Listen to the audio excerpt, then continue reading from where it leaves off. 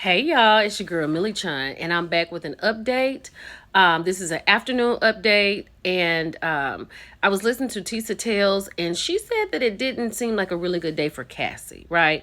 Cassie seems to be very jealous. I talked about that earlier, and it seems like she accused Diddy of being with a lot of other women, a babysitter, and it seems like she just didn't want to let him go, right? But like I said, she was a young girl that had been molded by him, and she was in love with him, and she wanted him to be with her.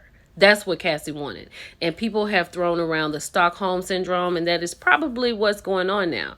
But y'all, we have 7 more weeks. This is just week 1. We got to hear from Dawn, Aubrey, and an array of other people. So with that being said, let's get into the afternoon. Child, we're back with the prosecution talking to Cassie. And AUSA Johnson asked Cassie, would you give the $20 million back if you didn't have to do the freak offs? Puffy's lawyer said objection. The judge said overrule. Cassie said, I will give it back to get my agency back. And AUSA said, did he beat you during freak offs? Ventura said yes. And she started crying at that moment. Then the AUSA asked, were you open to freak offs at the beginning? She said, at the beginning. Now, I feel like she was open to him because of the relationship she had with Diddy from 19. She loved him. This is what she knew. I feel like he molded her. This is what he liked to do. So this is what she liked to do. Right? She said at the beginning, and then she was asked, did you tell him when you were no longer wanting to do them? She said, yes, more than once. What were the concerns? She said safety, career, and love. So she continued for her safety, for her career, and for Diddy's love. So the AUSA had no further questions. The judge called for cross-examination, and Combs' lawyer said, you knew that Mr. Combs' actual preferences were these freak-offs, right? She said she learned that, and I get that. And you knew it was part of being his girlfriend. She said, yeah. And then she asked about keeping her old devices, which means her laptops and all those things. And she said yes. Then the lawyer said, and freak off videos in this case were all of these devices you kept from 2012 to 2014. Cassie said, I don't know what year. And the lawyer said, you were able to stand at his side at the Met Gala, being his girlfriend gave you access to producers. She said, yes. Being Diddy's girlfriend gave her access to everything, right? She said safety, career, and love.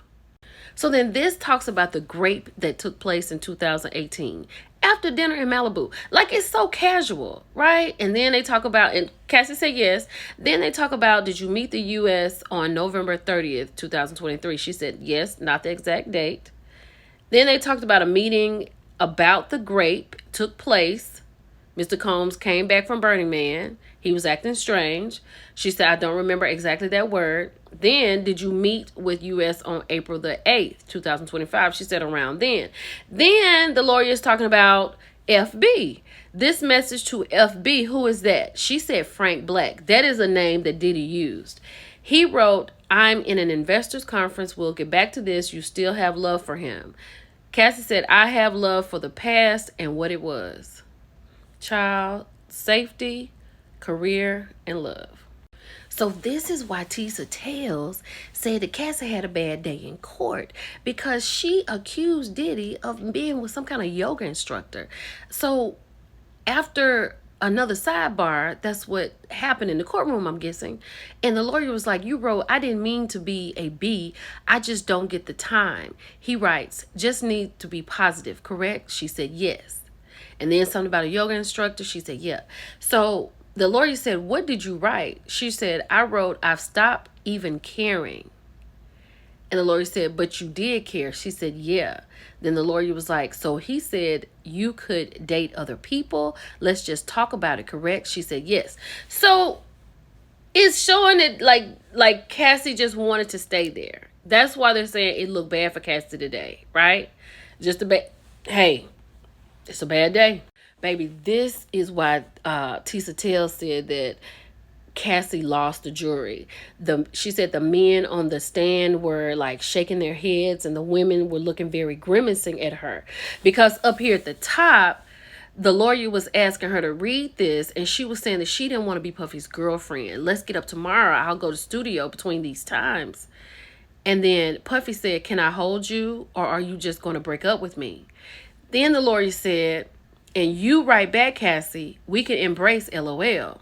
And you wanted to hug him, right? She said, if that's what I said. And then the lawyer's like, did you have actual intercourse with Mr. Combs that night? She said, I did. And during that, your now husband FaceTimed you? She said, yes. Now, did Cassie pick up the phone while the bang bang was in process? Because I could see Diddy telling her to answer the phone. But then the lawyer was like, now your husband didn't know you were with Mr. Combs at the time. She said, I don't know what he knew. And the lawyer was like, later he discovered it. Objection overruled. And then it's not written right, but I'm thinking, you don't know your husband knew you were being raped. Then they get to talking about Kim. So after Kim's memorial service, Diddy had said something like Kim was his soulmate. She wrote, and the lawyer was like, you wrote to him that you were going home. Why had he called Kim his soulmate? What was the 11 years all about? So she's trying to figure out, I've been here with you 11 years. You've been putting my head through the washer and dryer, and you talk about Kim as your soulmate? She said, yes. That was hurtful at that time? Yes. Absolutely. Then the lawyer was like, and after that memorial service, you never saw Mr. Combs again? She said, I did not. They asked, did he let her go, right? She said, I never saw him again. I don't know about letting me go. And then the lawyer was like, you got married to the love of your life, right? She didn't answer. Judge said, break. Let's keep going. So all this is, they're coming back from a recess. The judge is talking to the lawyers before the jury comes back in. And they're talking about things that they have issues with, like, I'd like to reconnect or things like that. I'm trying to get my life together. So they're trying to get all the paperwork together at this time. So they're still trying to get together up top. Puffy's lawyer said, I want to say we're going to finish with the cross faster than we thought, probably before the next break. May I speak with the government for a minute? The judge said, bring the jury back. So the jury is back, and Combs' lawyer is like, Miss Ventura, we're almost done here. She says, thank you.